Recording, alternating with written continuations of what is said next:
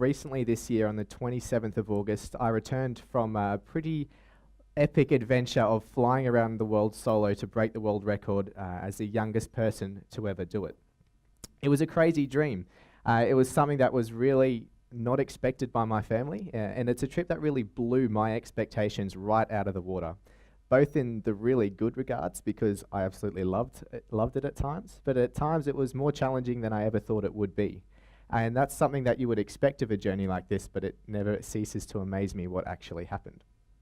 It was a journey that I did not just because I wanted to fly around the world or just because I wanted to have a world record, but because I wanted to send a message, particularly to young people, that it doesn't take an extraordinary person to undertake an extraordinary achievement.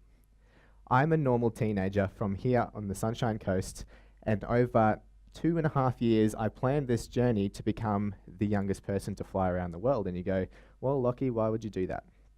And it all started in the warm October night of 2013 when I was sitting on the lounge with my mother in our house at the end of the cul-de-sac, and onto the television came an episode called Flying Ryan.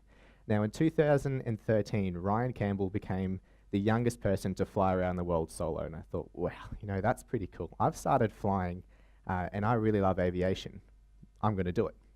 So I turned to Mum on the lounge and I say, Mum, I'm going to fly around the world. And she goes, okay, Lachie, in a way that only mothers can do without seeming condescending. And I said, you watch me. And it wasn't that Mum didn't believe in me or didn't think I was capable of achieving this. It's just that's a crazy thing for a 15-year-old to say. And the thing is, we normally leave crazy to other people. We just want to be normal people. But I said, no, I'm going to embrace the crazy. And you think, that's a bit of a funny saying, Lachie, and it was. And so that's exactly what I did. I wanted to embrace the crazy, and I wanted to prove, again, it doesn't take extraordinary people to undertake extraordinary achievements. It takes someone with a crazy dream and the tenacity to follow it through to be a world changer. Now, this trip at times, it wasn't easy, and there were many setbacks even at the beginning of the flight.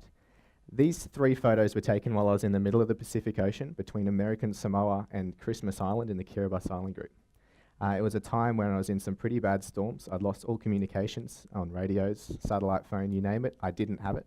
I was running out of fuel in my wing tanks because my main tank wouldn't transfer the fuel, and I was feeling pretty stressed. But I know I would have been feeling even more stressed if I hadn't have had a setback earlier on in the trip. See, I like to say setbacks are the foundations to success, because every time that we think we have a failure, we can really see it as a win, because we can learn from it and we're going to know what to do next time if we come into this situation again. So in preparation for my flight around the world, I decided, let's start smaller. Let's try flying around Australia first. And so I did that. And on this journey, I covered a lot of different places. I flew from the Sunshine Coast out to Alice Springs, and I started heading south. And on the 3rd day, I was going to fly from Bendigo across the Bass Strait to Tasmania, and then fly back again. The weather wasn't looking too crash hot. So I took off. The weather was okay for a while until I reached the north coast of Tasmania, and when I hit there, I hit a big band of storms. Now, when I say a big band of storms, I mean there was no way for me to really go around them. I had to go pretty much through them. Now, I timed it as best I could. I went around and I clipped the edge of one storm, and as I entered this storm, it started to get pretty bumpy. When I say pretty bumpy, I mean to the point where I lost alternators in the aircraft, I lost the autopilot, my engine instruments, the outside air temperature gauge, and it got quite uncomfortable to the point where I was in complete cloud flying off a little instrument called the artificial horizon.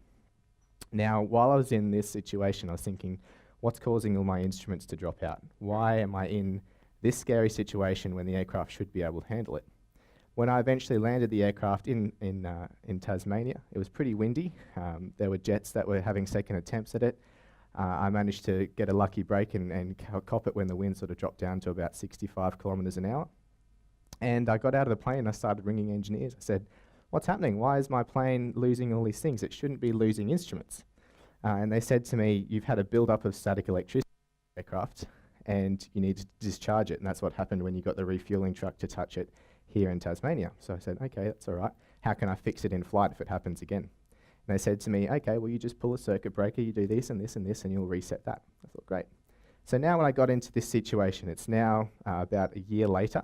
I'm in the Pacific Ocean. I'm on my 3rd flight of the journey. I lose my instruments again. This time it's a bit more serious. I'm further away. I don't have air traffic control right there. I've lost my communications. But I thought back and I think, hang on, I had that setback and I had that failure of my equipment ago when I was in Tasmania. Thank you. And so I decided I would apply the knowledge that I had, and I did that, popped the circuit breaker, and I managed to get that back. It was a setback that had turned into a success for me, and it was a setback that was the foundation for my success. Look, this is not the only thing we need to remember when we're striving to achieve our goals. We need to embrace the crazy, I said. We need to embrace those setbacks as they're the foundations to our success.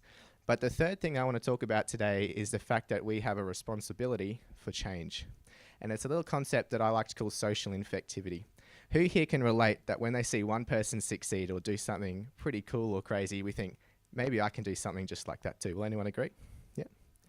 That's what I like to call social infectivity. If we can motivate someone else to achieve something that we wanted to achieve or that we have achieved, then I think we're doing well. Because if you look back through history, there have been so many times where other people have achieved incredible things and inspired a wave of change. Some of those people didn't get it right the first time. For example, Dr. Seuss. He went through 26 publishers before he found someone who would actually publish his book. He went on to sell 600 million copies and have a $75 million net worth. Our second one is Mr. Henry Ford. He's there on the bottom right. He went bankrupt twice before he actually managed to get his company off the ground, the Ford Motor Company. His net worth, if he was still alive now, is $199 billion. These people embraced the setbacks and they learnt from their setbacks and saw them as the foundations to their success. But I don't like to see money as a true measure of their value. I like to see what they did for society and the people they motivated as more of a measure of their value. And if you have a look, you can look through history and you can see some pretty cool achievers who embraced their dreams, embraced the crazy dreams that they had, who were motivated by these people. So I want to put a challenge out to you, because I think it's our responsibility, and I set out to hopefully lead the way with this flight around the world to show other young people that anything is possible, even if it seems crazy at first, if we can embrace the crazy, if we can learn from our setbacks, and if we can socially infect other people to achieve more. So my challenge to you is to embrace the crazy. Don't be afraid of those dreams, because these amazing achievements we've seen from people in the past and these world changes all started because someone had a crazy dream and the tenacity to follow it through.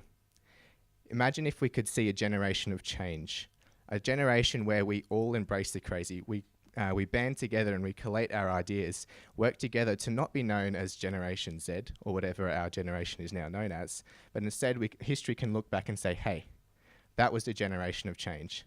These people came together, they embraced their crazy ideas. As we've heard all night tonight, we've had some pretty incredible talks and some pretty incredible programs that have been started in this school. Imagine if we could implement that not only Australia-wide but nationwide and start this social infectivity movement to see other young people getting out there and actually embracing their crazy dreams. Let's see where this world can go. Thank you.